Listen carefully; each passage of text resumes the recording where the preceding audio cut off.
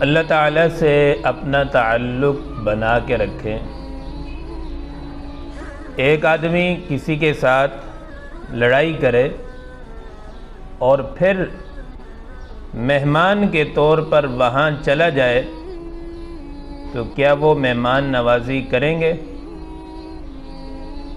ارے دنیا میں مہمان نوازی نہیں ہوتی تو جس نے اللہ رب العزت سے بگاڑ لی اور پھر اللہ رب العزت کے حضور وہ پہنچ گیا تو پھر اس کا کیا بنے گا؟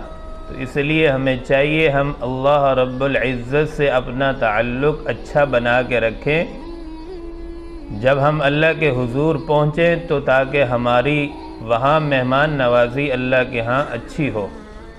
تو اللہ تعالیٰ سے اپنا تعلق اچھا رکھنا چاہیے۔